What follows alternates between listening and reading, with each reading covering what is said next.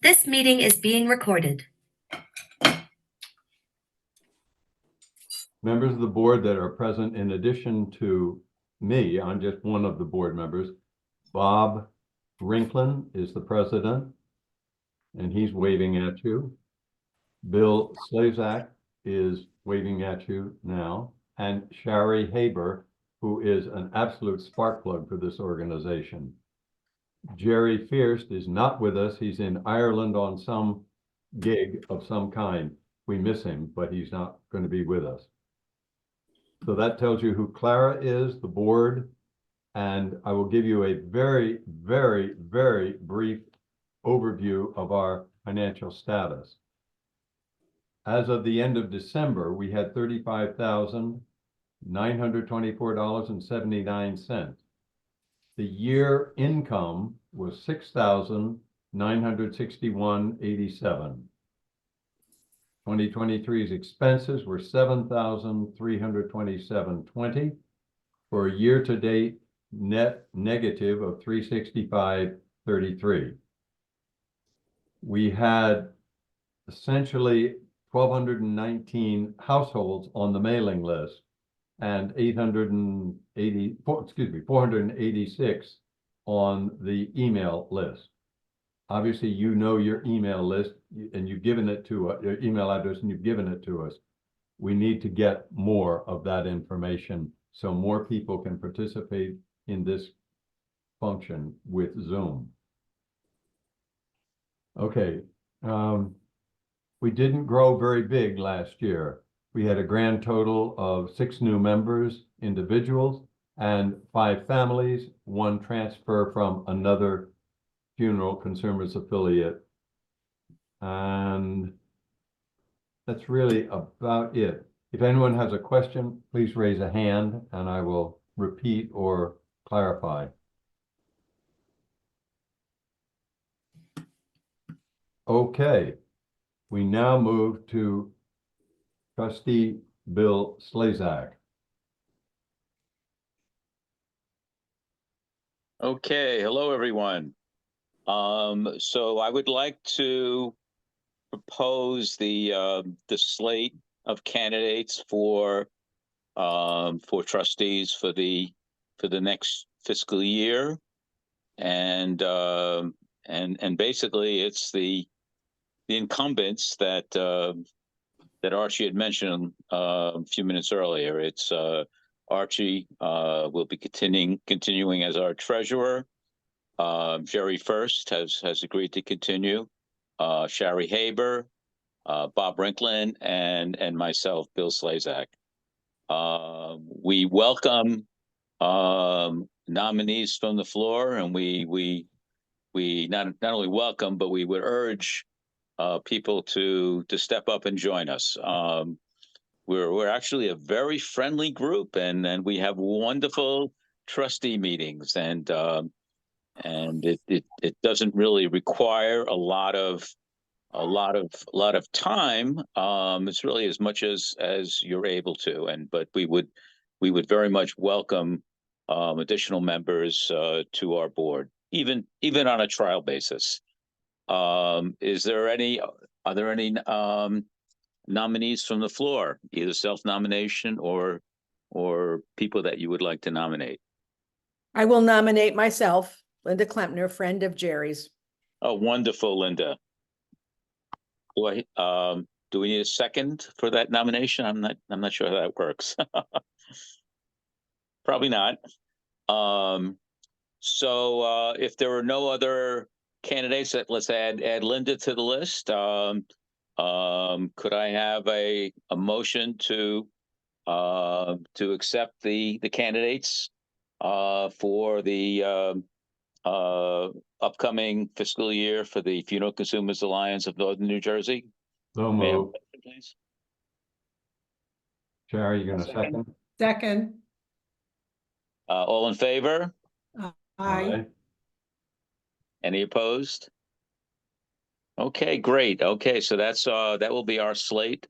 I mean that will be our trustees for the coming year. And again, if anybody wants to reach out to any of us privately to indicate interest or even ideas or suggestions about how we could be more helpful, please let any of us know.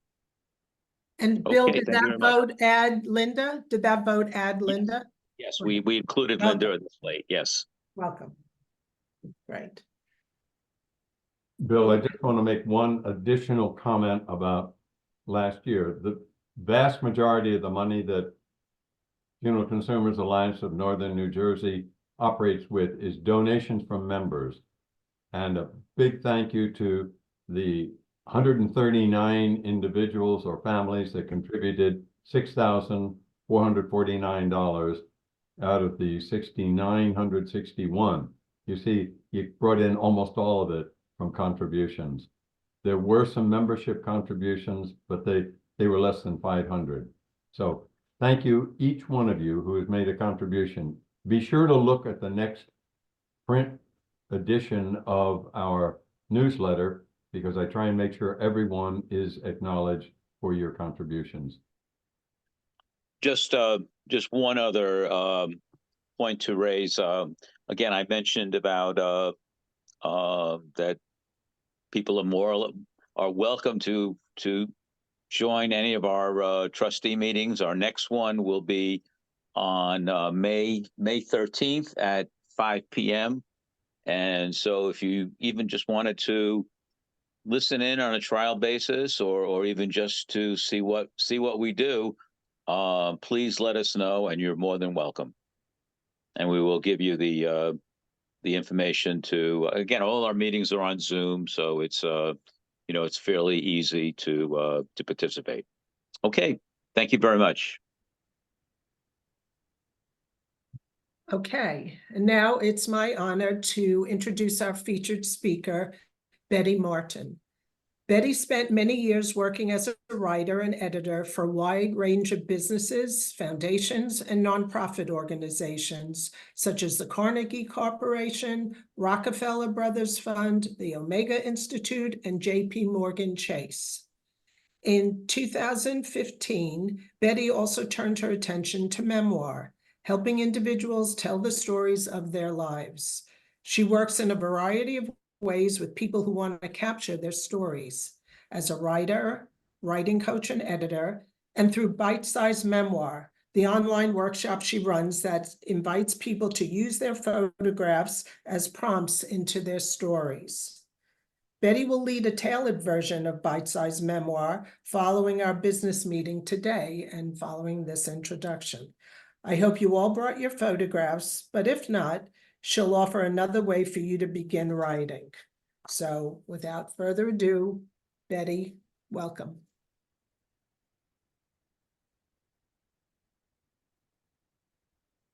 And she has to be on.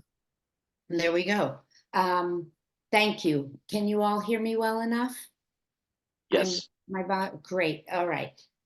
So I appreciate that that intro. It's pretty thorough. I forgot that we'd done that a little exchange. I was going to say the same thing, but yes, one of my great pleasures is working with individuals, helping them tell their stories. Sometimes it's the whole arc of the life story. Sometimes it's just a portion of that, and that's what sort of gave me the idea for Bite-Sized Memoir, is focusing in on a single episode, a single event, a single memory, and using photographs as the way to prompt that inquiry.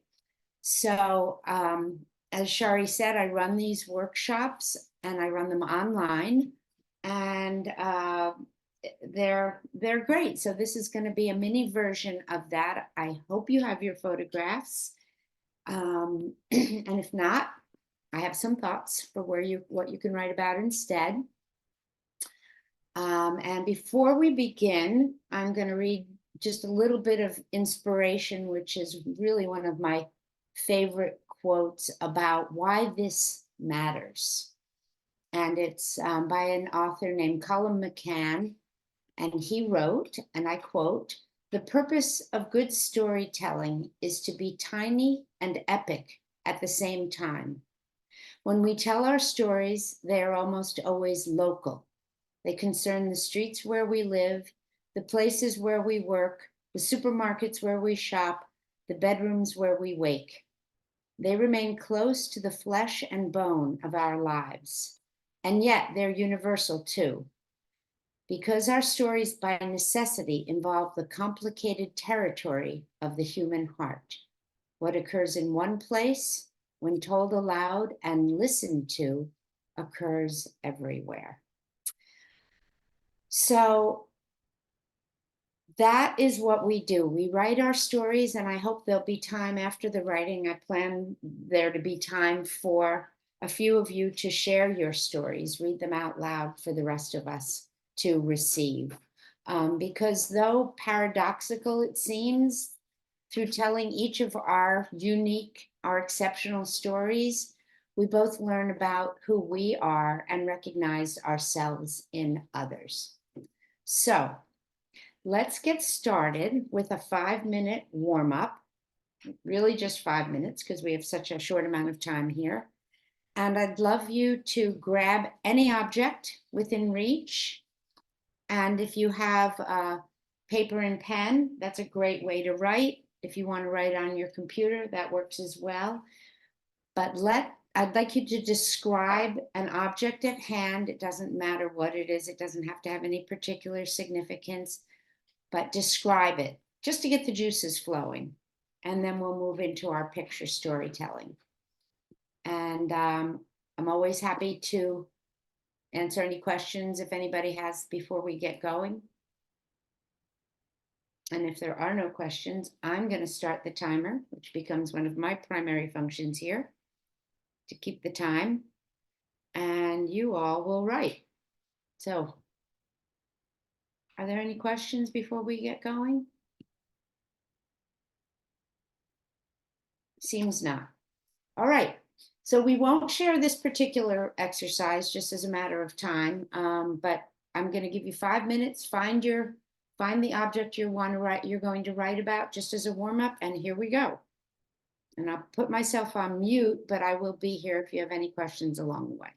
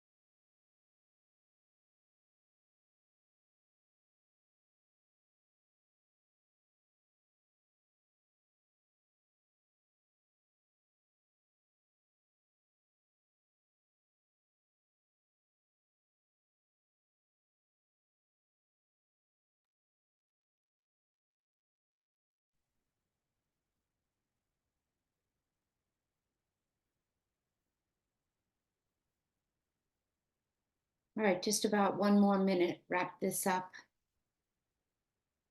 If you're not already finished.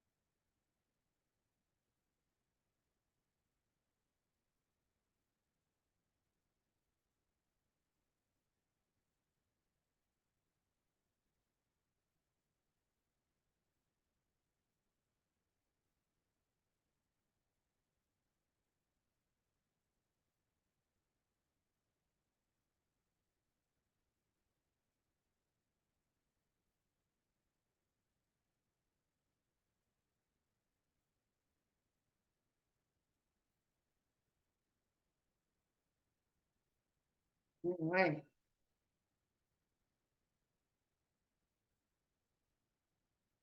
Okay. So hopefully that got some juices flowing. And is there anyone who doesn't have a photo? Who? You all have a photo. That's great. Okay. So I'm just going to give you a few pointers for getting started writing about your photograph. Think in terms very basically of the 5 W's: who, who's in the photo, where was it taken, when was it taken, why was it taken, and what about it or the setting or the person in it is important or interesting. Now, you may not know the answer to these questions, and that's fine. I'm just giving you suggestions for ways in. There's no formula.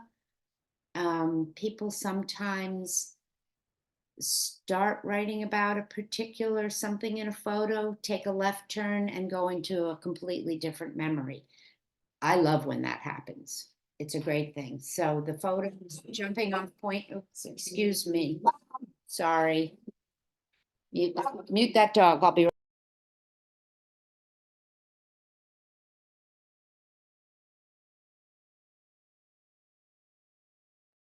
Apologies. That was Charlie. And after the 5 W's, you may want to jot down a couple of these questions if necessary to help you figure out how to get into it. Who do you think took the photo? And who might be in the photo, isn't in the photo, but is nonetheless important to it? And what do you know about that person who may not be in the photo? So those are just a few other offerings to help get you started. But other than that, you're on your own. To begin with your photographs, write for 20 minutes. At the end of the 20 minutes, depending on how much time we have, whoever would like to read and share what they've written, it's very, very valuable to other participants to hear your story. It's valuable to the person who's speaking to be able to speak their story out loud. So unfortunately, we won't have time for everyone to share, obviously, but if we could do 3 or 4 people, that'd be great. So I'm going to go back to my timer, 20 minutes to write about your photograph. And I'll be here for whatever reason. Charlie and I will be here. And we'll start now.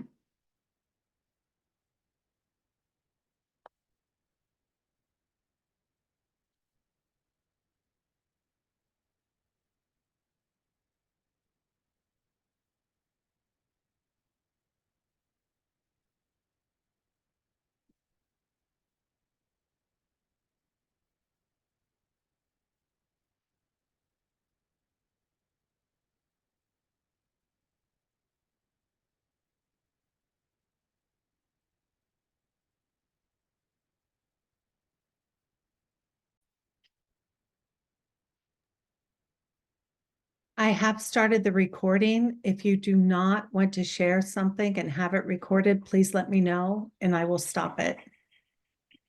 Wonderful. And in addition to that, I'd like to add some guidelines for how we listen and respond. Number one, no need to share. Number two, no need to respond.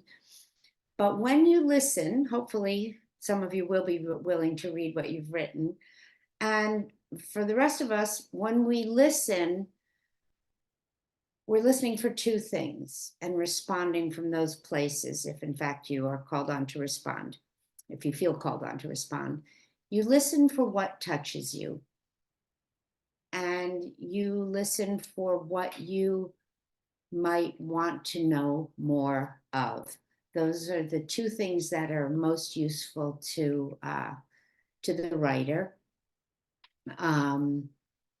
Everyone understands these are a 20-minute writing sessions, kind of pedal to the metal, little time to revise. Everything is quite raw, and I hope you found it rewarding. So that said, who wants to share what they wrote?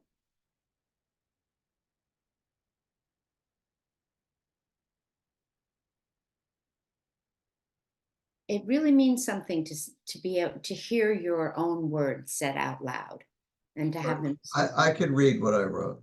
That's great. All right. If you have a photograph that you can share with us, you're welcome to. Just hold it up to the screen, the camera, if you like. I don't really I have it on my computer, but I don't really know how to share it. Oh, all right. Well, that's all right. It's definitely not crucial. You're gonna be telling us Share a about it. screen. So how do you share a screen? Yeah, I'm not really able to share it. I don't know why, but there, but right there. Can that? Oh, there you go. You can see Yeah, that? that's a great Okay. picture. Love Okay. it.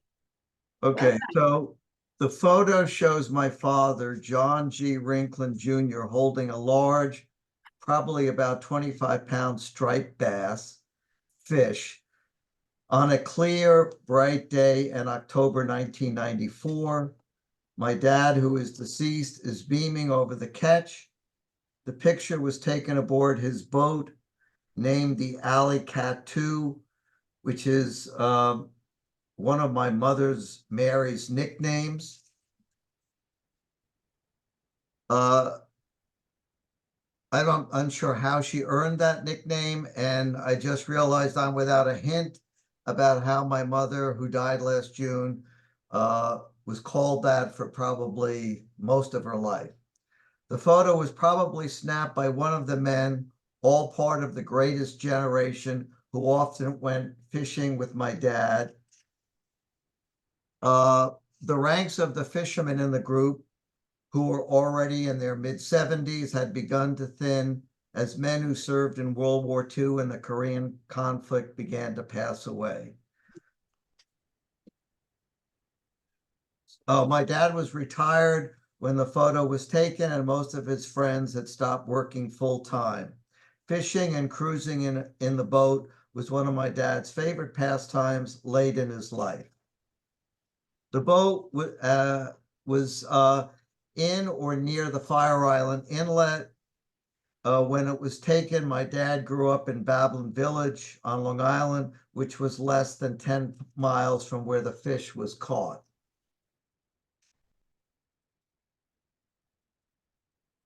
My dad served his community in many ways during his lifetime. He was a volunteer. His volunteer service had included Club Scout leader, member of the village planning board, an elected town trustee, and a member of the regional planning board of Suffolk County. He also helped raise funds to preserve and restore historic buildings in his village, and late in his life received the Nathaniel Conklin Exemplary Service Award for his contributions. That's pretty much complete what I wrote.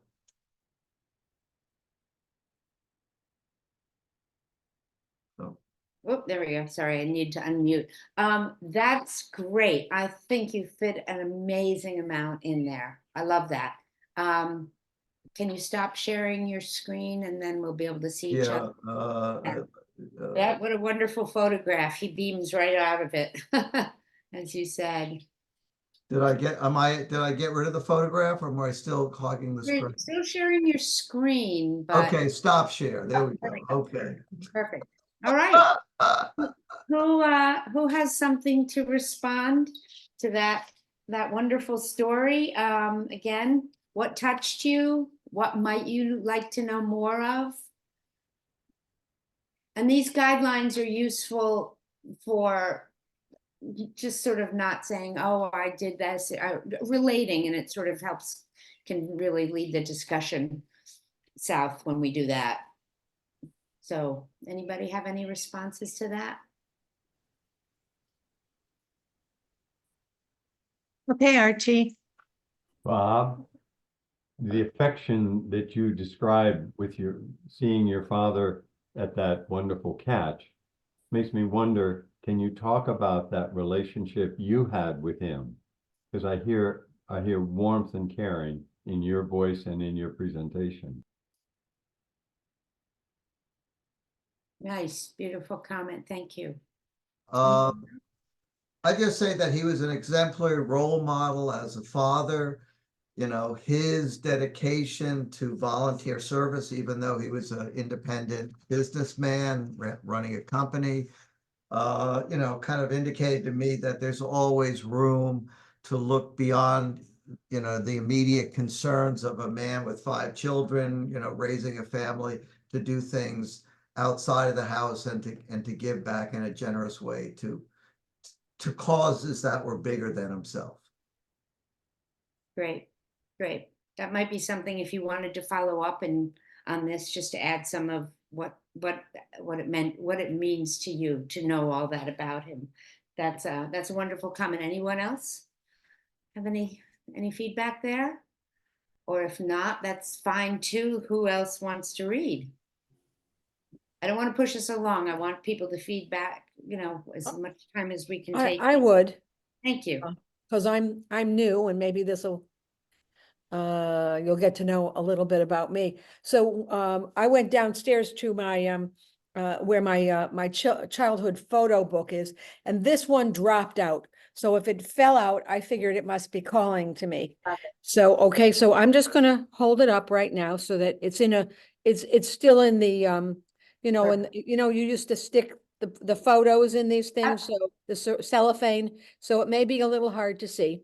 No, it gives us a good idea of the time period and the setup. Good. All right, so here's Aunt Julia, Okay. okay, and here's Cousin Joyce. That big purse, I don't have it anymore, but that's me. And that's Aunt Pearl. Perfect. Okay. All right, so now I'm going, and I will tell you, it was taken by Cousin Arlene. Wonderful. Okay, all right, so that's it. And so I can kind of hold it up No, and you I don't put can it, you put read. it down while you're reading. It's fine. right. Make it easy. on Okay. you. So I'm Linda, and I am 13 in that photo. There's my Aunt Julia, who's probably in her 60s. Aunt Pearl, mid-40s. Her daughter Joyce, who's 10, and me.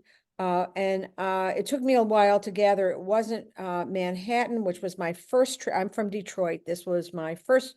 Manhattan was my first trip to New York when I was 11. But if I'm 13, it's my second trip on an airplane.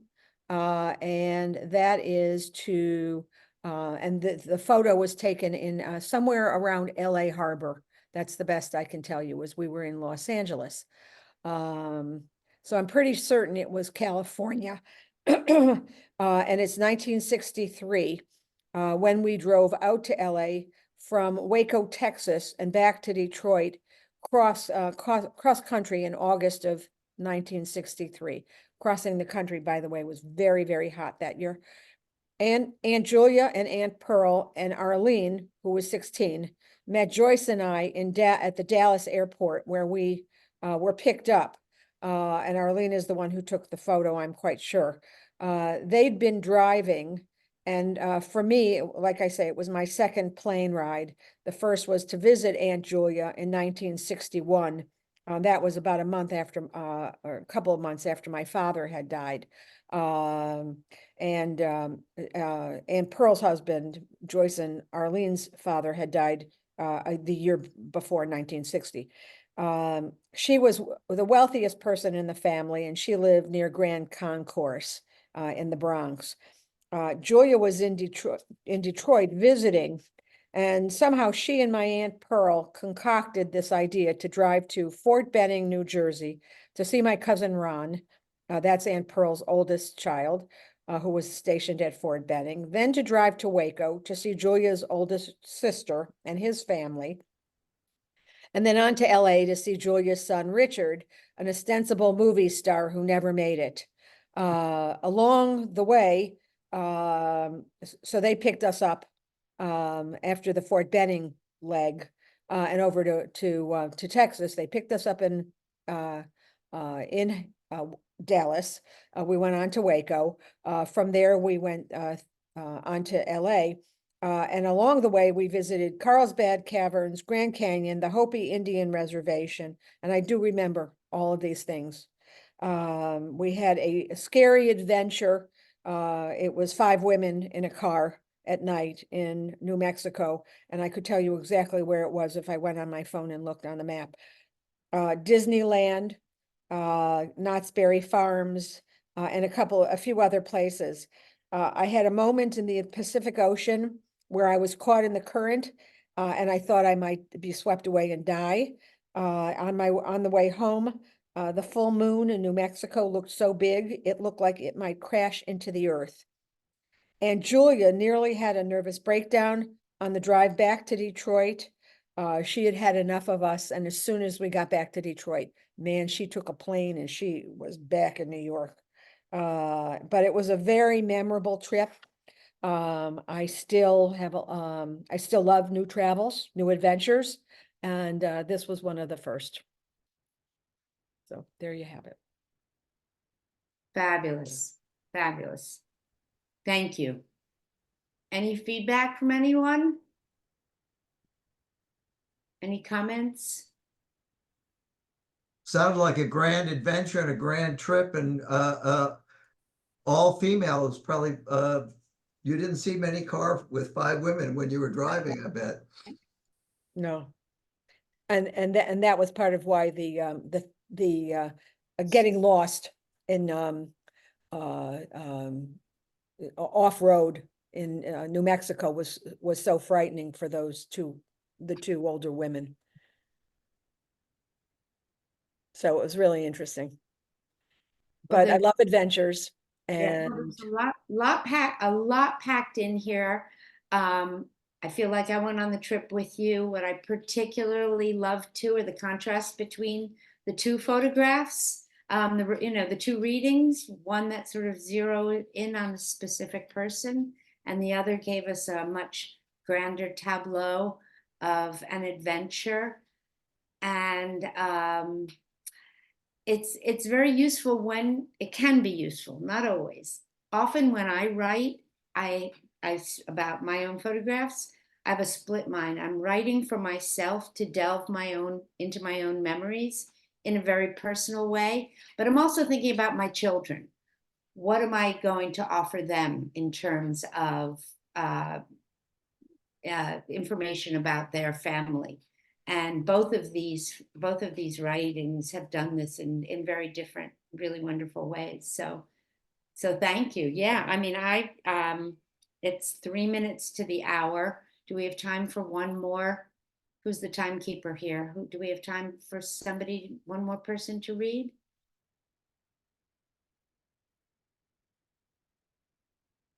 Who's running the show? I certainly have Betty, time. you pick the person. No, I'm definitely not going to do that. Somebody has to want to come forward. I'm just. Okay, I will. Oh, yay. Good. Thank you so much. All right. All right, thank you so much. All right, I'd like to share my picture with you. It is this one right here. And Wonderful. I think I can hold it and read at the same time. Yeah, you don't need to. We get an Women can do more things than one thing at Absolutely. once. But whatever you like, it's not necessary because it allows us to just listen if we don't have something to look at. It's fine. Whatever works for you. All right. Here we see a picture of my mother, my father, and myself taken in 1950 on the Ocean City, New Jersey boardwalk in front of the Flanders Hotel. As a child, I spent happy summer vacations here. It is where I learned to swim, ride the waves, and play miniature golf. As you can see, my father is in a wheelchair, as he had multiple sclerosis and was unable to walk. I loved pushing him in his wheelchair on the straight boards of the boardwalk, as it was much smoother sailing than on the bumpy crossboards. I can hear the sound of those boards now. So this picture for me brings back boardwalk memories as well as many other beach vacation memories. But the unique thing about this picture is that it is the only one I have of the three of us as a family. Mm. And why is that? Well, my mother was the photographer in the family, whether it be with an 8mm movie camera or a small box brownie camera. And as a mother was prone to be, and all you mothers will know this, she took pictures of her only daughter. And there were many pictures of me at the beach, but few of her, and certainly none of the three of us. It is definitely a unique picture, made especially so as my father died about 3 years later. While I wish I had more pictures of the three of us, I am ever so thankful that this one has been preserved over these many years.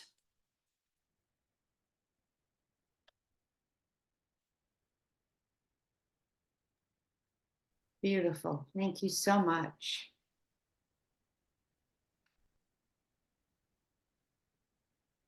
Any feedback? Any responses? I always have responses, but I want to keep my words till after somebody else has spoken, can offer something.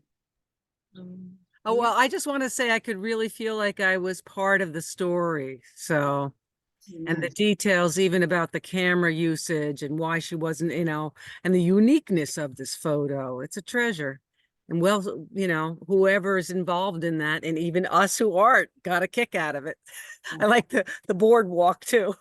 Yeah. Nice.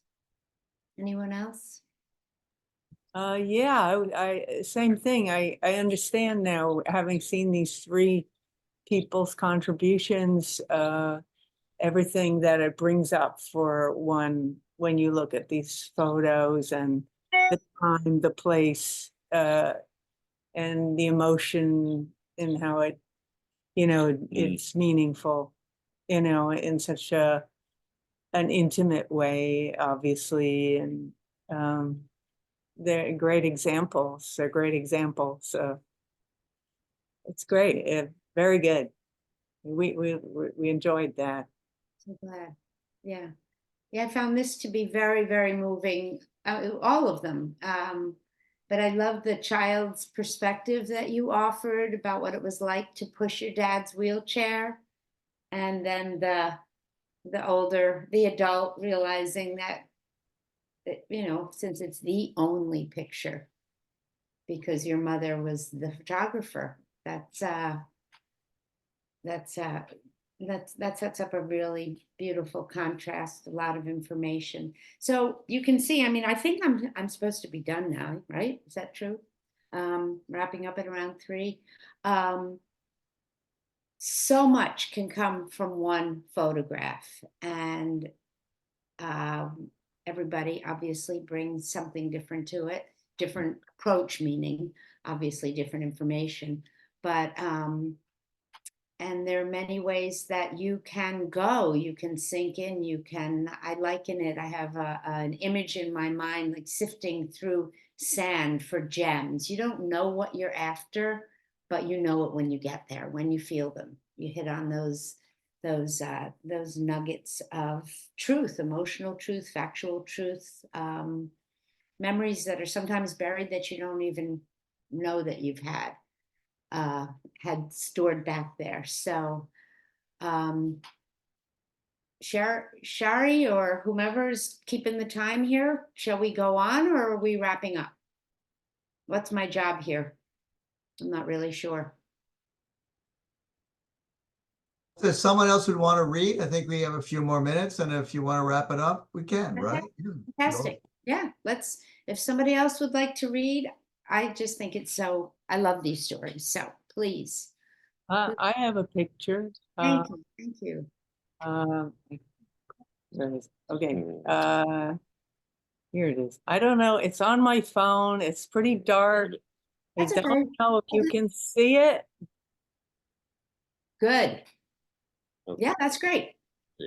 You can see that, all right? Yep. Thank you. That was a picture of my father at about age 5, I'm guessing, taken around, that would be about 1918. And he and his family had made a trip to America when he was 2 from Scotland. And this is a picture of him with his maternal grandmother. And I would guess that it was taken, she made the trip obviously here, and he as a child, they wanted to take a picture of him with his grandmother. Obviously, she was an elderly woman, and in those days, you didn't know what was going to happen from one day to the next. And I guess they wanted to take it at arriving in America, and they were here and established as a family, and yeah, it's quite a great picture for me and my family. And I didn't write too much about it because I didn't know any specifics, of course, from way back then, but the picture was obviously handed down as a memoir for us and a keepsake. So it's a timepiece, basically. Yeah. And yeah, it was just I'm sure they were all thankful that they made it here and that they had an elder with them. And my great grandmother, along with the grandparents and his parents and so on. So yeah, that was all. Well, you bring up a very valuable point. You're saying you don't know, and there's a lot that we don't know about our old family photos, but you're guessing that they were grateful. You're guessing a lot about why. And I think that those, you say you're guessing, but what we hear from our elders when we're children throughout the years, these are the things that give us the feelings of and memories, help shape memories, feelings, impressions of people that we never met. And I encourage everyone to value what you think you know, because you're probably right. And if somebody else wants to argue with you about it, then that would set off a lively debate as well. But it's you're when you do something like that, you're really coloring in the lines of and bringing life into something that doesn't necessarily get spelled out so clearly. So I think those impressions that we all carry about the people we don't know, people who came before us, they can matter. They really can matter. So So thank you. Yeah, that was great. That was great. Not to mention just giving the names, the times, the places, pinning that stuff down. And then, you know, if the kids and the grandkids that come after us, they're interested, they're interested. They're not, it's their problem. Right. Mm. So, I will just, if you have any questions, happy to answer. I am so grateful for those of you that really dove in like this and Betty, yes. I just wanted to add one other comment to the discussion you just had. And as we've all, through this exercise, hopefully recognize the importance of capturing our stories as we best can, while, you know, however we get and lean into them, it's good to capture them for our, especially if we have children or just future generations of the family. But as I've pondered this subject and spoken about it, it also occurred to me that as a parent, that I uniquely have the story of my children when they were too young to really remember how they were. And it came about when I was trying to glean that information from my now 95-year-old dad, asking him about my childhood. He was a little fuzzy, and my mom's gone. So I'm like, wow, my story, how, you know, and luckily my cousins and I grew up together, so we're filling in each other's childhood a little bit, but our children's stories are kind of, we're the repository for them as well. So it would be great to capture for them what they were like when they were too young to, you know, remember that. Absolutely. These stories can be from any point in your life. It doesn't just point towards the ancestral. I've Mhm. written quite a bit about myself as a young mother, because it's really my story more than their story, if Right, you right. understand. It's my experience of them. But your point is very very valid, very well taken, and I appreciate it because this is not just looking back at, you know, in the distant past. It could be the most recent. It could be yesterday. Right. It's the entryway into our story can come from any vantage point, any photograph, any memory. So yeah, thank you, Shari. It's a really excellent point. I appreciate it.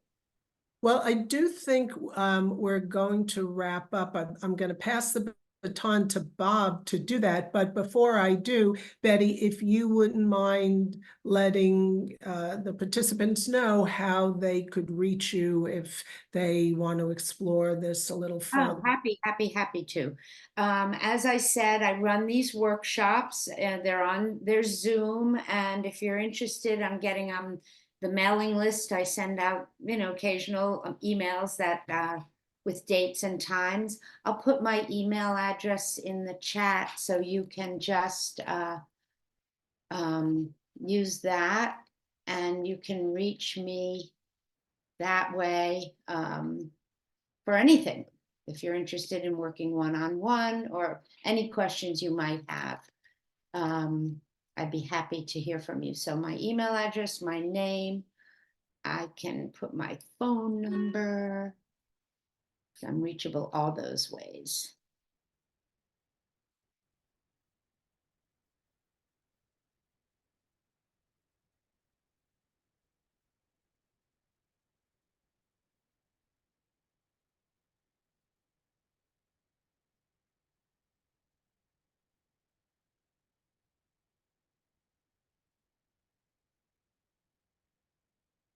Great. All right. Thank you, Shari. Thank you for reaching out to me to take part in this group. I appreciate all of you, what you've done. Like I said, this is a little bit of, it's always it's a personal journey. So thank you for doing that work. Thank you to everyone who shared, and just grateful to have been here. I think I will sign off, yes, and let you all carry on with the rest of the business. Yeah, well, just wanted to say thank you again from the Funeral Consumers Alliance, Betty, for joining us and making it such a rewarding hour of our day or time. And we will also probably share your contact information, maybe in an email blast to our members, when this recording is going to go up on our website, which will be hopefully sometime by the middle of May. Fantastic. Well, thank you. I'm grateful. Please spread the word as freely as you like. And again, if you'd like to receive the emails about the workshops, just shoot me your email address and I'll be happy to add you in. But yeah, thank you, Bob. Thank you all. And grateful to have been here. Enjoy the rest of the beautiful day. Thank you. We're closing up our annual meeting. Thank you, everyone, for joining. I also want to make you recognize each of our Funeral Consumer Alliance trustees for their the volunteer service, the hours that they put in, trying to help each of you and each of us. I do think it's important, this presentation by Betty about telling your stories. I know that often I go to people's wakes or funerals, there's photos all over the place. I rarely know anything about what's going on with the photos. So, if you want to write some of these messages about these photos, it may be helpful to your family. I would like to say to the few people that joined us that we are looking for volunteers in any way, shape, or form for the trustees for the activities that we're trying to do for the larger community. I also want to thank Clara for her expert help today, and Linda for joining our organization. Thank you for stepping forward. We know you're going to be a very valuable member. And with that, good day. Thanks for joining us, and hopefully we'll see you at one of our meetings again. Thank you. Take care. And special thanks to Marilyn Trinka, who was a trustee and a loving part of our community in that regard. The little community, the big community she's still part of. Okay, bye-bye.